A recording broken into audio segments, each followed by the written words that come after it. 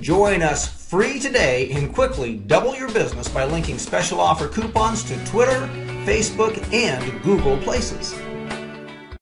Hello everyone, this is Patrick Daig and Carrie Lewis. And we're here today to show you how to get started with Google Calendar. Okay, Carrie, what's the first thing that somebody should do besides getting a Google account so that they can use the Google suite of services? On that dark gray bar.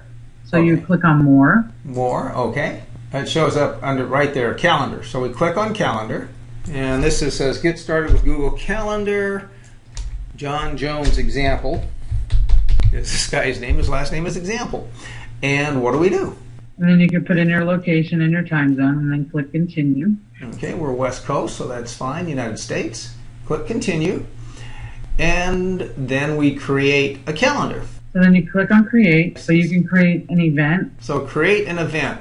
So for example, on Monday at 9 a.m., Mr. Jones has an appointment with his accountant. How do we put that in? Title it. Appointment with CPA. Let's put that in there.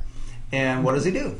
You would click on the date and times to change them. So I click here on the date, and let's assume that that is Monday the 13th of February. Click on the time. We can pull the little scroll bar up, and it's 9 a.m. at the CPA office. Or you can actually put, if you put in the address, I believe when you look at the event, you could click on the address and it'll take you to Google Maps. Well, that's cool. So it would take us to Google Maps and we could get directions. And it says add guest, and in this case, let's assume that he wants to bring his wife. How would we get her in there? You would put in her email address.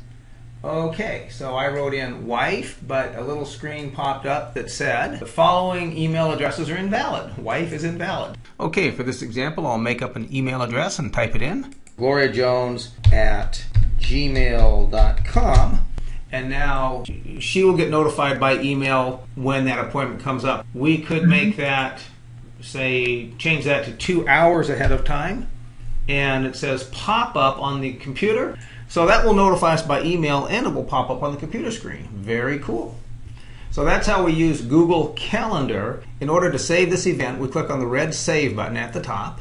And would you like to send invitations to guests? Sure, we'll send Gloria Jones an invitation. So I'm using Google Calendar. I'll skip over to my own email account, and here's what an example message from Google Calendar looks like. Anything else you want to say on this short introduction before we move on, Carrie?